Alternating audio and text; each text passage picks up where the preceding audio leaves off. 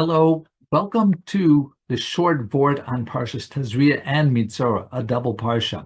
Today we will discuss some of the medical benefits of why the Milah is on the 8th day, as well as a machshava from Dessler, and also a lesson in Metzora to show us how Hashem loves even those who have sinned and may have tzaraas in their house.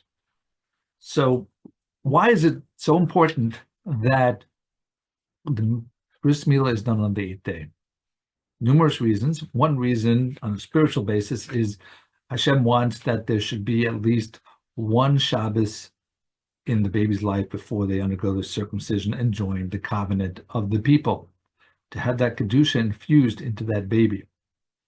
Now, besides the religious components, there's actually different natural reasons that show a benefit for the timing of a bris milah at 8th day, based on these medical reasons. And I think this is really just because Hashem put it into the system for the baby. It's all working out intentionally. The first one is something called vitamin K. And this vitamin K is something that has the power to clot the blood. And there's a spike on an infant on the 8th or around the 8th day of the boy's life, and then it goes down again. So it's perfect timing to have a bris milah is when you have the benefit of clotting that you need for after, there's blood that comes from the circumcision. So the body will heal better for that way.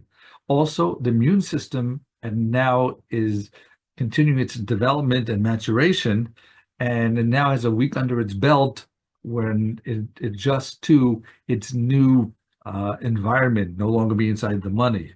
So the 8th day is a more robust system also to help protect against germs and pathogens. Additional biological developmental factors include the fact that nerve endings at this point are lower than they will be later. They'll be less sensitive. So when you have a circumcision, it'll be less painful for the baby. And conversely, the skin's elasticity at that point is at its peak, allowing for smoother incision cutting of the bris milah and promoting optimal recovery as the wound closure comes there. So Hashem created benefits for the specific day of the 8th day. Rabbi Eliezer Dessler, the famous Michtav min Elio, 1881 to 1954, on this topic he shares a Yalkut, a midrashic compilation. Presumably it means to refer to the Yalkut Shimoni, where he finds something interesting, that Shabbos is having an argument with Milah. Shabbos says, I'm greater than you, and Milah says, I'm greater than you. But we know at the end that Milah is clearly greater than Shabbos, because Shabbos is overridden when the Milah is in its time. That mitzvah is done first. But it's interesting that they're having an argument there. So in order to explain this, Rabbi Dessler shares that there's two different ways a person can go about his avodas Hashem, his serving of God. One involves taking the physical world and elevating it, such as someone who takes money and gives tzedakah, or on Shabbos we elevate the physical pleasures in spiritual direction. Alternatively, the way to elevate yourself is by taking yourself away and removing yourself from this physical world. And that would be an example with Milah. You're literally taking part of your body from cutting it from the physical world. So Rabbi Dessler says, though, the problem with the first part is that when you try to use enjoyment in this world in order to elevate that enjoyment, pleasures, you had a risk that you'll fall for the pleasures, you'll fall for the yetzer hara, and you'll stumble. It's a safer way to attain spiritual growth in the world by removing yourself from Gashmias, taking yourself from the physical involvement. So that's why we have Shabbos as that first type. Shabbos is the type where you're trying to elevate the physical world. It's the 7th day of the week. Creation is 6 days, 7 days elevating the physical world, and 8th day is going lamala min teva. Often that could be through taking away from this physicality.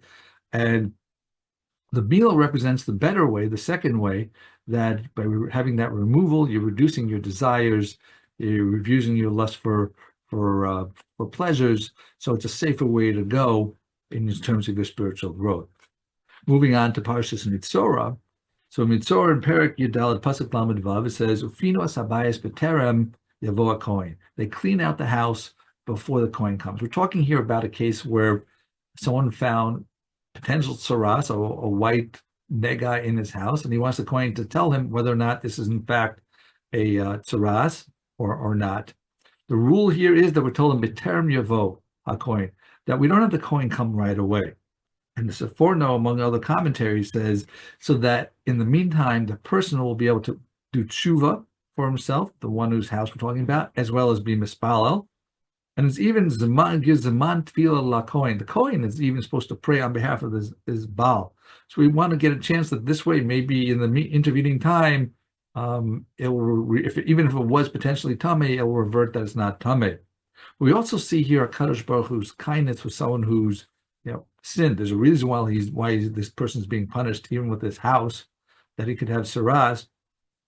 And while things will become tameh, it's not an irreversible thing. Most things you can take to a mikvah, it's a little bit of an effort, but you go to the mikvah and it comes tahor again, so there's no loss. But there is something that is permanent. Once it's tameh, cannot become pure again without breaking it, and that's earthenware clay.